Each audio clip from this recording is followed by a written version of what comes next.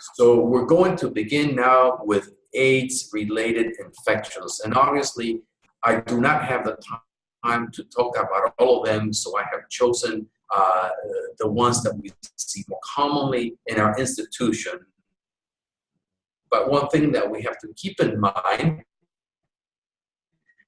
is that we see maybe 20 or 25 years ago, patients seem to be fairly well controlled, leading to less complications of AIDS. Having said that, there was an interesting article in the New York Times this week, which talked about the incidence of AIDS in the United States, and at least in the Southeast United States where I live,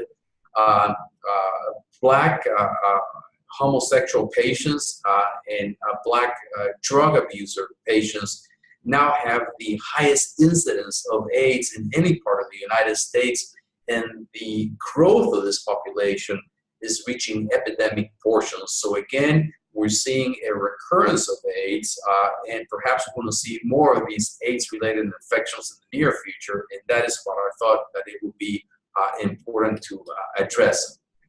So let's begin with some general facts about HIV infection. 2% of the cases occur in children, and many of them will die in the first 2 years of life. The most typical finding of an AIDS-related infection in a baby is calcification of the basal ganglia. However, do notice that this calcification of the basal ganglia will not happen until 1 year of age. It takes about 1 year of age for the basal ganglia to calcify. Brain infection is the presentation of AIDS patients in about 10% of all of them, but over half of them will develop some type of dementia. And when we see the findings of direct HIV infection in the brain, the majority of these patients will show high T2 signal intensity in the brain. For some reason, it tends to affect the frontal regions predominantly. It leads to no significant mass effect. There's no gadolinium enhancement. And when these patients go in some kind of antiretroviral therapy, these areas of high T2 signal intensity may improve. So these are the typical findings that we see in AIDS patients. Notice the cortical atrophy with these very thin gyra. Notice the dilatation of the ventricles implying some central atrophy. And in both the T2 weighted image and the FLAIR image on the right hand of the slide, you see these confluent areas of high T2 signal intensity that seem to extend almost to the subcortical white matter. Very non-specific findings, but I think that in a patient with AIDS, this is what you should expect when they have developed a brain infection. Now, the most common opportunistic infection in AIDS, accounting for nearly 1/2 of all those opportunistic infections, is toxoplasmosis. Toxoplasmosis happens mostly in immunocompromised people. At least in the United States, it is very rare as a part of TORCH, which are the congenital infections. I think that as TORCH, the majority of patients that we see are cytomegalovirus and herpes virus. I know in other parts of the world, perhaps you see in Zika virus, that at least where I live, we haven't seen, although it's been reported in the United States. Now, toxo can lead to two things: focal lesions, which are very nonspecific in their imaging appearance. They tend to be ring-enhancing lesions, about 1 to 3 centimeters in size. They have surrounding edema and mass effect. They sometimes may contain blood, and they may calcify when treated.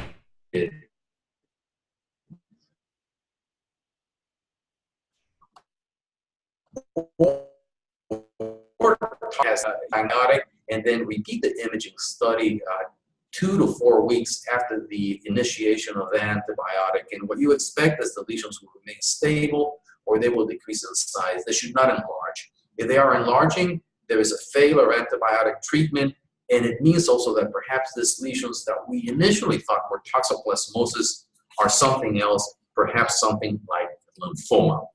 So this is the typical toxoplasmosis lesion located in the central aspect of the brain, in this case in the region of the basal ganglia. You can see that it also has a very dark rim on the T2 weighted images. I think that the key on the ADC map, which is the central left image, is that the restricted diffusion is in the periphery of the lesion and not in the central aspect like we saw in pyogenic abscesses. There is ring enhancement, as you can see on the gadolinium image, which is the third image. And then on the right hand of the slide, you see a perfusion image, again showing you very, very little perfusion. Now, if this was lymphoma, which in an AIDS patient it can look exactly the same, I think the perfusion will probably be normal or minimally elevated, not as low as this is, but in many, many times differentiating lymphoma from toxoplasma is very, very difficult. Now, another relatively common infection in AIDS patients is progressive multifocal leukoencephalopathy, or PML. It occurs in about 5% of AIDS patients, but remember that it can happen in any patient that is immunocompromised, an organ transplant patient, a patient with cancer that is receiving chemotherapy, patients with inflammatory conditions such as lupus or sarcoid that are receiving steroids. And nowadays, in patients with multiple sclerosis or inflammatory bowel disease or rheumatoid arthritis, which are receiving immunomodulators, particularly monoclonal antibodies. So every time that you see a medicine that has a name that finishes with MAB, M-A-B, that means a monoclonal antibody, and those are the immunomodulators that have been associated with the development of PML. Now, PML is due to the presence of a virus called JC were the initials of the first patient that got an infection. It's a papovavirus, and what you need to know is that you and I have been infected with JC virus, but our immune system is able to contain the infection of the JC virus. So what happens is once your immune system goes down and you get immunosuppressed, then there will be a reactivation of this JC virus, which we already harbor. And when that happens, it is generally the occipital parietal regions that get affected. By may involve any part of the brain. Up to 50% of patients will have gray matter involvement, particularly the deep gray matter structures. About 5% of them will have cerebral lesions. And there's generally no enhancement of these lesions except in a condition called IRIS, the immune reconstitution inflammatory syndrome, in which the patients have received therapy, their immune system starts going up, and now they're able to mount an inflammatory reaction against the infection, and that infection begins to demonstrate edema and mass effect and contrast enhancement, which is what we generally see with active infections. And similarly to other viral infections, once we treat these patients may improve.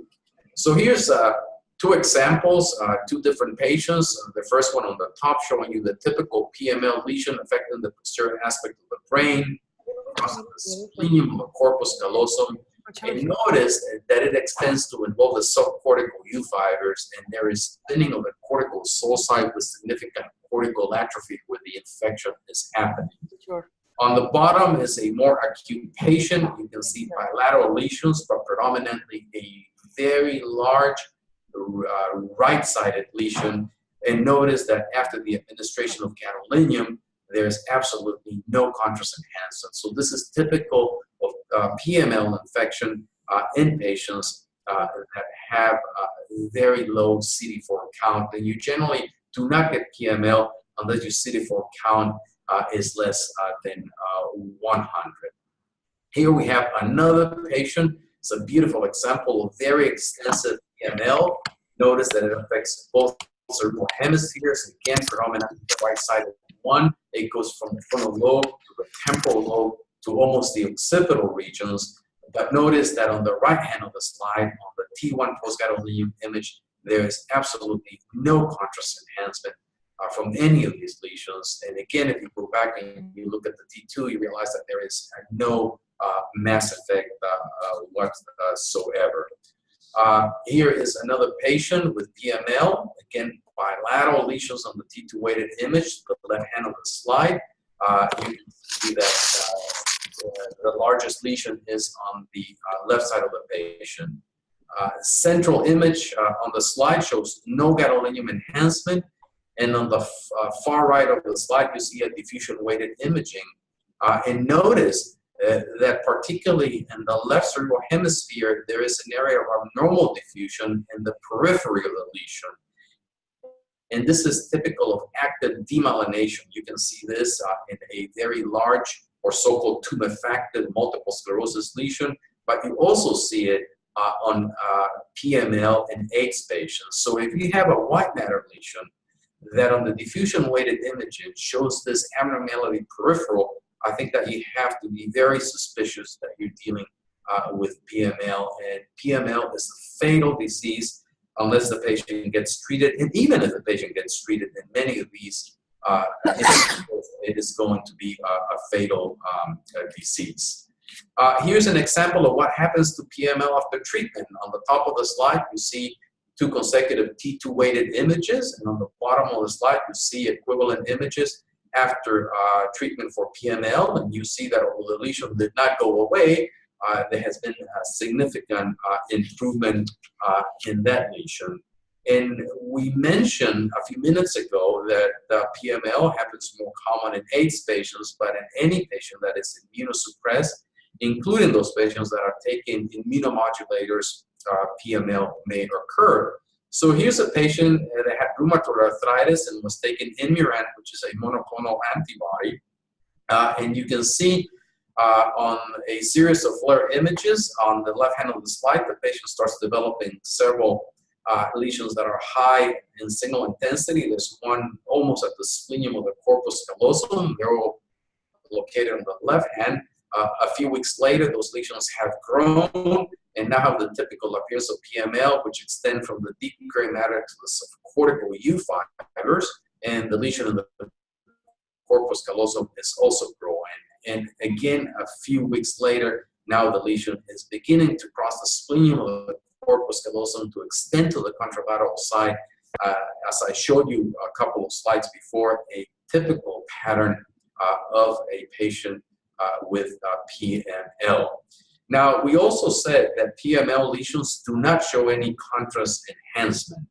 And they only show contrast enhancement when the patient is reacquiring some of his or her immunity. So 2 interesting things about this patient that I'm going to show you. This patient is one of those 5% of patients that have involvement in the posterior fossa. And when PML affects the posterior fossa, the majority of times it's going to affect the middle cerebellar peduncle, as you see on the left middle cerebellar peduncle of this patient. Now, on the first column of slides, you see of images, you see the T2 weighted lesion. You see inferiorly, there's a gadolinium enhanced lesion showing no enhancement. Now, the patient gets given antiviral retrotherapy. His immune system starts going down. Notice on the T2 weighted image on the center top of the slide, the lesions now look much bigger and appear to have mild mass effect. And on the bottom center of the slide, these lesions are showing contrast enhancement centrally and peripherally. So now we have a patient that basically had no symptoms, but was discovered to have this PML incidentally, was put on the antiretroviral therapy. Now he is symptomatic, and the patient will need steroids to control the symptoms. And once the patient gets given steroids, lesions basically melt away and disappear completely. Let me go to the next slide and show you a couple of more striking cases that I obtained from the literature of patients that develop IRIS, the immune reconstitution inflammatory syndrome. The first patient appeared in the case of the week from AJNR a few years ago. On the top left hand of the slide, you can see a FLAIR image with lesions in the frontal and posterior aspect of the brain, and you can see that once the patient develops IRIS, the posterior lesion shows a significant amount of peripheral enhancement, and it actually has this typical enhancement of a demyelinating lesion, which is an incomplete rim of enhancement. Again, very similar to what you would see in any of the demyelinating lesion. And on the ADC map, which I'm not showing you, that lesion showed restricted diffusion along its area of enhancement. On the right hand of the slide, you can also see an image of a patient that developed findings secondary to iris, and this was from an article that appeared in AJNR in 2013. In A and B, you can see the original lesion showing the typical PML with T2 abnormality and no gadolinium enhancement. On C and B, you can see the iris reaction with a lot of edema, mass effect, and this strange, almost punctate enhancement throughout the entire lesion. And once the patient gets treated for it, on E, you can see the residual gliosis with high signal intensity and atrophy and dilatation of the CSF-containing spaces where the lesion used to be. So remember, PML does not enhance when your patient is immunocompromised or suppressed, but it will enhance once the patient starts regaining his or her immune system.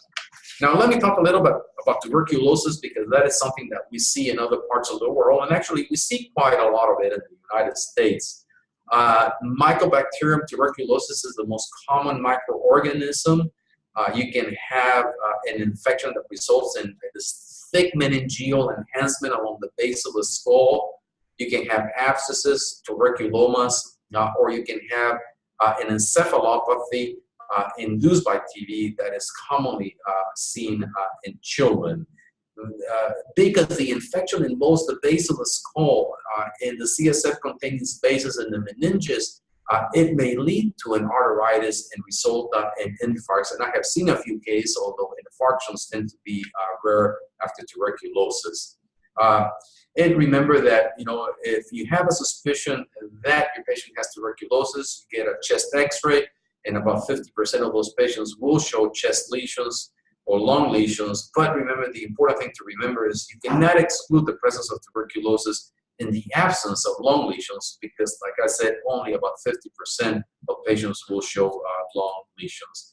And here we have the typical example on 3 post-gadolinium images showing you this very nodular, thick, enhancing exudate in the suprasellar cistern extending into the right sylvian fissure. So you can imagine how this could affect the artery and cause an infarct. Here we have a tuberculoma or tubercular abscess. It has rim enhancement on the post-gadolinium image on the left hand of the slide. Notice that despite the fact that on the right hand of the slide, it has restricted diffusion, and you could conceivably confuse it with an abscess because it has this rim of enhancement, because it has restricted diffusion centrally. The difference here is that it is black centrally on the T2 weighted image. Bacterial abscesses are never black centrally on T2.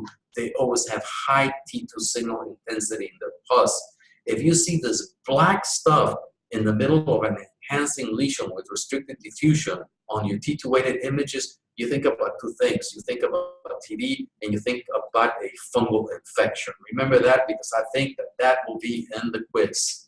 Now, let's talk about perhaps the third most common infection in AIDS and the most common fungal CNS infection throughout the world, and that is Cryptococcus. There are 2 presentations for Cryptococcus. Now, Cryptococcus generally happens in immunocompromised or immunosuppressed patients. You have this mucous exudates that widen the subarachnoid spaces. These may extend along the perivascular spaces and present as this gelatinous pseudocyst in the region of the basal ganglia. It may lead to a choroid plexitis. So if you have an AIDS patient that has like choroid plexitis, think about crypto. It may produce hydrocephalus, and actually, because these patients are immunocompromised, leptomeningeal enhancement is not that common. In immunocompetent patients, the findings are completely different. These patients are able to confine or control the infection, and what you will have are these fungal abscesses called cryptococcomas. But overall, the most common finding in a patient that has Cryptococcus in the cerebrospinal fluid is a normal study, especially if you're doing only CT. The majority of these patients are going to look normal. So a normal CT should not dissuade you of the possibility of cryptococcal meningitis if your clinician is indeed thinking that the patient has cryptococcal meningitis. Beautiful example of this so-called gelatinous pseudocyst in the basal ganglia, seen on T2. Notice on the upper right hand of the slide, they do not enhance at all because the patients are immunocompromised. On the bottom left and central aspect of the slide is the fiesta or KISS image showing you that these are not simple cysts but have a complex internal nature to it. And the histology in a different case is showing you all of the fungi populating a perivascular space, explaining the findings that I have shown you on the MR images. In a different patient that we had recently, you can see the very large gelatinous pseudocyst in the head of the caudate nuclei and the lentiform nuclei bilaterally on the T2-weighted image on the left hand of the slide.